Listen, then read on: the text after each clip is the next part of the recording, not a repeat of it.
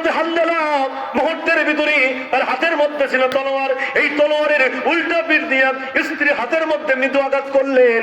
মৃদু আঘাত করার পরে হানজালা ডাক দেয়, স্ত্রীরে তোমার কি হাত কাটছে নাকি? বলে হাত কাটে নাই। হানজালা ডাক দেয় বলে, স্ত্রী গো কেন হাত কাটে নাই তুমি জানো নাকি? আমি তলোয়ারের উল্টা পিঠ দিয়ে তোমাকে আঘাত করেছি, এই জন্য তোমার হাতটা কাটে নাই। আমি তলোয়ারের উল্টা পিঠ দিয়ে আঘাত করেছি, এই জন্য তোমার হাতটা কাটে নাই। স্ত্রী তুমি আমার জন্য আল্লাহর কাছে দোয়া করেছো, ওই দোয়াটা আল্লাহ কবুল করবে না, আল্লাহ উল্টা দিক দিয়ে কবুল করবে। কারণ আমি আমার নাকের ভিতরে এই মুহূর্তে জান্নাতের সুঘ্রাণ পেতেছি। আমি নিশ্চিত আমি শহীদ হয়ে যাব, আমি যুদ্ধে কতল হয়ে যাব, আমি শাহাদাত বরণ করব। স্ত্রীরে তোমাকে কথা দিলাম, তুমি যদি এই জাগতিক দুনিয়াতে আর যদি বিয়ে না করো, স্ত্রীরে কথা দিলাম কাল কিয়ামতের ময়দানে ওই জান্নাতের সিঁড়িতে তোমার সঙ্গে আমার আবার দেখা হবে। স্ত্রীর কাছ থেকে বিদায় নিয়া হযরত হানজালা রাদিয়াল্লাহু তাআলা আনহু নাঙ্গা তলোয়ার নিয়ে ঘোড়ার উপর সওয়ার করে লিল্লাহি তাকবীর আল্লাহু আকবার স্লোগান তুলে উহুদের প্রান্তরে ঢুকে বললেন, লড়াই করা শুরু করলেন। যুদ্ধ করতে করতে লড়াই করতে করতে তিনি কাফেরদেরকে মারতে মারতে যুদ্ধ শেষ হবার আগ মুহূর্তে হযরত হানজালাকে পিছন থেকে তার ডান হাতের মধ্যে তলোয়ারটা কোপ মারা হলো। হযরত হানজালা যখন ডান হাতের ভিতরে তলোয়ারটা লেগে গেছে, হযরত হানজালার ডান হাতটা দেহ থেকে আলাদা হয়ে জমিনে পড়ে গেল। হযরত হানজালা তিনি যুদ্ধ শেষ করলেন না, তলোয়ারটা বাম হাতের মধ্যে উঠে নিলেন। বাম হাতটা যুদ্ধ চালিয়ে যাচ্ছে, বাম হাতটা লড়াই চালিয়ে যাচ্ছে, বাম হাতটা যুদ্ধ তিনি করতেছিল। যুদ্ধ করতে করতে আরেকজন নরদম বেঈমান এসে হযরত হানজালাকে তার পিছন থেকে বাম হাতের মধ্যে কোপ মারলেন। বাম হাতটাও দেহ থেকে আলাদা হয়ে গেল, দুইটা হাত তার দেহ থেকে আলাদা হয়ে গেছে। হযরত হানজালা তিনি আর ঘোড়ার উপর স্থির থাকতে পারলেন না। মুহূর্তের ভিতরে হযরত হানজালা তিনি ঘোড়া থেকে জমিনের মধ্যে পড়ে গেলেন। হযরত হানজালা ঘোড়া থেকে যখন জমিনের মধ্যে পড়ে গেছেন, হযরত হানজালাকে এমন ভাবে তলোয়ারটা আঘাত করা হলো, আল্লাহর নবীর সাহাবী হযরত হানজালা রাদিয়াল্লাহু তাআলা তিনি উহুদের প্রান্তরে শহীদ হয়ে গেলেন, নিহত হয়ে গেলেন, শহীদ হয়ে গেলেন। কিছুক্ষণ পরে যুদ্ধ সমাপ্ত হয়ে গেল। উহুদের প্রান্তরে এক নয়, দুই নয়, তিন নয়, প্রায় ৭০ জন সাহাবী শহীদ হয়ে গেছিল। ৭০ জন সাহাবী শহীদ হয়ে গেছে। আল্লাহর নবী এই শাহাদাত বরণকারী সাহাবীদের লাশগুলো খুঁজতেছিল।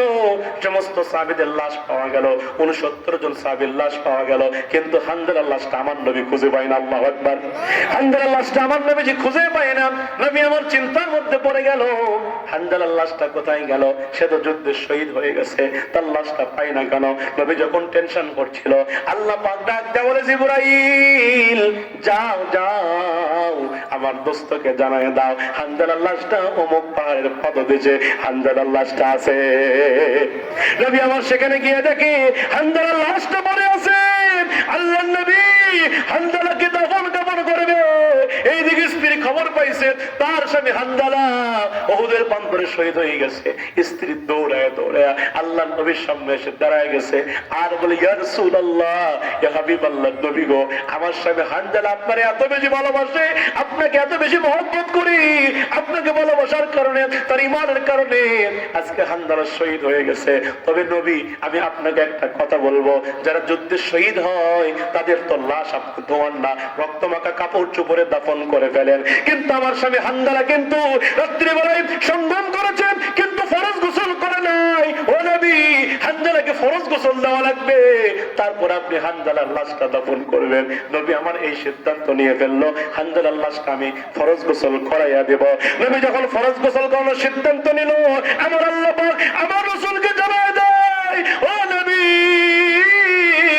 হানজালার ফরজ গোসল করানোর জন্য দুনিয়ার কোনো পানি লাগবে না, দুনিয়ার কোনো পানির প্রয়োজন নাই।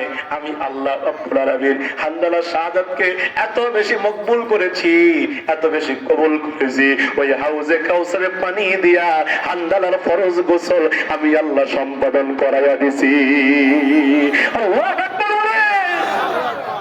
তাহলে ইসলামের জন্য, ঈমানের জন্য জান বাঁচান ফরজ না জান দেওয়া ফরজ? জোরে বল, কি ফরজ? ইসলামের জন্য জান দেওয়া ফরজ। মুসলমান ভাইয়ের আমার, একটু খেয়াল করেন, গভীর মনোযোগ। এবার সাইকে দেন, হযরত মূসা আলাইহিস সালাম বলছে উম্মতেরা রে তোমরা টেনশন করো না, চিন্তা করো না, আমাদের সাথে কে আছে? জোরে বলেন কে আছে? আল্লাহ আমাদের সাথে আছে।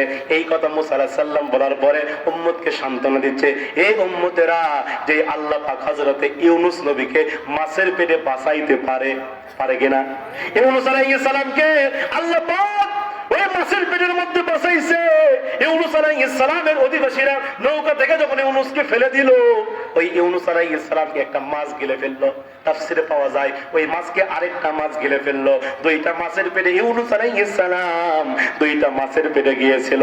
এক নয়, দুই নয়, তিন নয়, কেউ বলে 40 দিন, কেউ বলে 41 দিন পর্যন্ত ইউনূস আলাইহিস সালামকে ওই মাছের পেটে আমার আল্লাহ হেফাজত করেছে। আল্লাহু আকবার।